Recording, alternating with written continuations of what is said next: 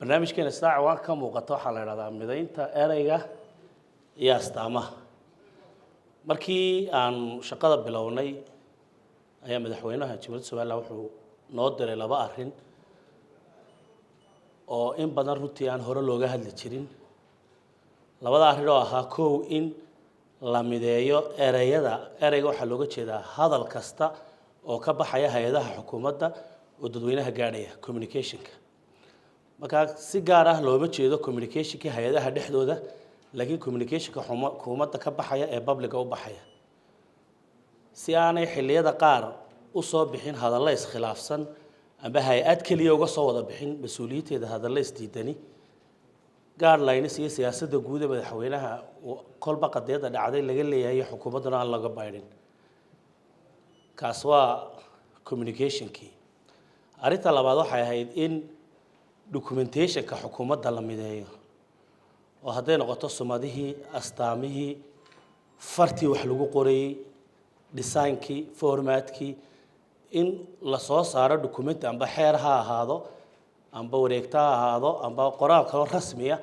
oo public u baxaya in marka la eego inta la akhriin uu lahaado sumad lagu garanayo inuu ka soo baxay xukuumadda yani style gaar ah oo qofku markuu arko uu garanayo xukuumadda inuu ka soo baxay waliba xukuumadda oo dhan hadana si qaybsato la garanayo ma wasaaraduhu ka soo baxay hay'adaha dastuuriga ma hay'adaha kale madax bannaan buu ka soo baxay mise madaxtooyada ka soo baxay waana qaabka ay dunidu branding-ka xukuumadaha u samayso ee aynu kulli wada naqaano labada qodob ayaa markaa soo dhamaaday ka soo shaqayntoodii qaybta hore astaamaha waxaan leeyahay midaynta erayga oo communication-kii ah waxa la mideeyay xafiisyadii hay'adaha dawladda ee qaabilsanaa arrinta oo marka hore qaar xafiiska xiriirka ahaayeen qaar xafiiska media ahaayeen qaarba magac siteen sidoo kale waxa la mideeyay loo sameeyay nidaam oo xafiiskaasi ku maamulo xogta ka baxaysa wasaaraddiisa oo dhan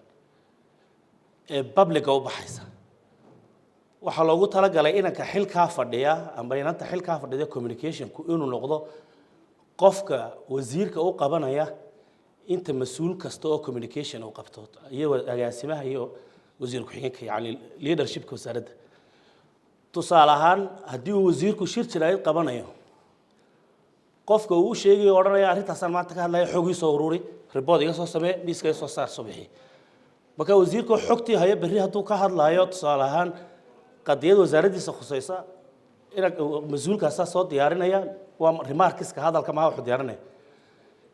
haddii hore looga hadlay isaga oo wasiir hore looga hadlay arrinta oo agaasimaha ka hadlay ama wasiir ku-xigeenka ka hadlay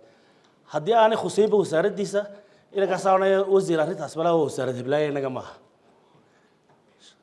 khudbad buu sheedinaya wasiirku remarks ay soo sameeyay boodhanay yani waxaan doonayaa maanta inaan ka hadlo qadiyada halka ka dhacday salahan remarks ay soo sameeyay wasiirku ma haya time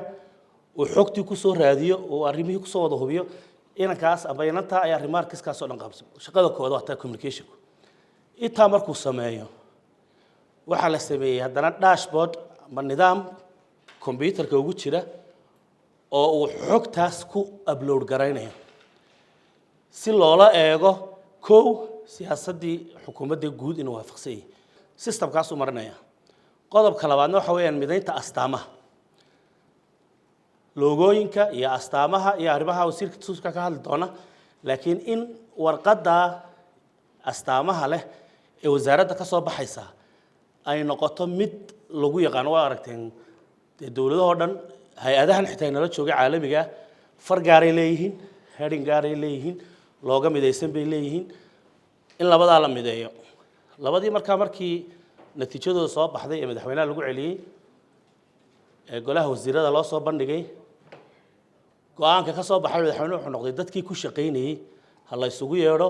ha la wargeliyo ha lagu tababaro qodobka kale ee soo raaca waxa weeyaan xogtu inta badan markay soo baxdo social media inaga gashaa inanka waxa laga yaabaa markuu wasiirku ku yiraahdo bal ii soo ururi xogtii sanaag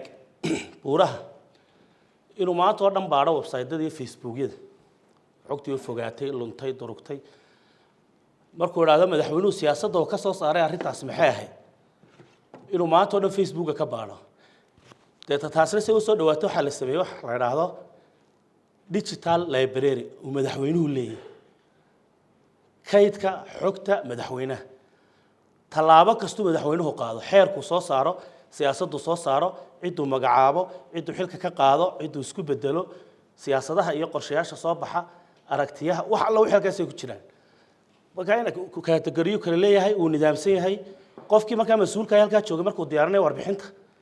uu gelayaa xogtiyo lagu kalsoonaan karo farasha ayuu soo qaadanaya refer garanaya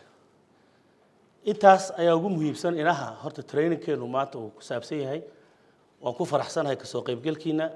waan ku soo faraxsanahay ka qaybgalka wasiirada guul baan dhamaanteen oo rajeynaya. Assalaamu calaykum wa rahmatullahi wa barakatuh.